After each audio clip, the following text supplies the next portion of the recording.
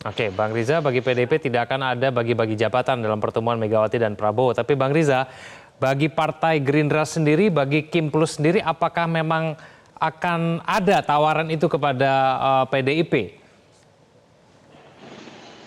Ya, jadi yang pertama tentu kita bersyukur ya, eh, Pak Prabowo Subianto dan Ibu Megawati Soekarno Putri, insya Allah ya dalam waktu yang tidak terlalu lama akan bertemu, dan pertemuan ini menjadi penting tidak hanya karena dua tokoh ini adalah tokoh bangsa pemimpin Republik ini, tapi membuat situasi dan kondisi politik Indonesia semakin baik, semakin kondusif dan semakin sejuk.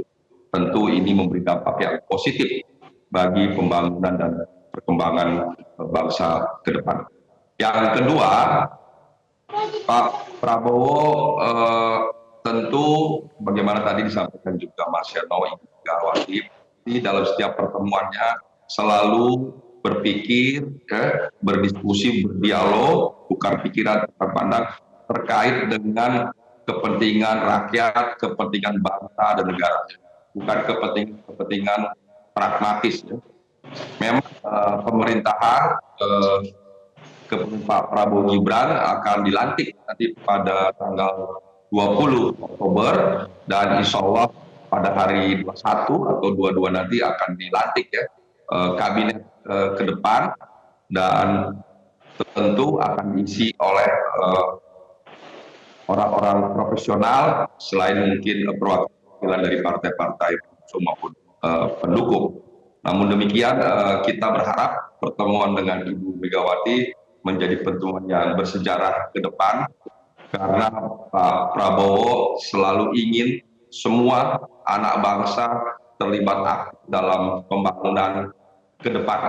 Bagi beliau persatuan dan kesatuan menjadi faktor yang paling penting, paling utama agar stabilitas politik terjaga sehingga pembangunan dapat dilaksanakan dengan sebaik mungkin.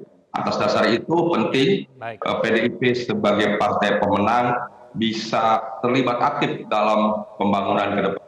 Apakah terlibatannya nanti bersama-sama dalam koalisi maupun tidak dalam koalisi, saya yakin apapun nanti keputusannya dari PDIP, pasti PDIP mengedepankan kepentingan bangsa dan negara dan kepentingan rakyat. Dan Pak Prabowo selalu mengajak semua elemen bangsa terlibat dalam pembangunan. Jadi saya kira saya tidak tahu nanti apa yang dibahas secara detail, tapi yang pasti keduanya memikirkan kepentingan bangsa dan negara. Kita tunggu saja nanti pada waktunya apa yang nanti akan disampaikan oleh kedua tokoh. Tentu kita akan nanti mendengarkan dan memastikan bahwa semuanya menjadi penting bagi pembangunan ke depan.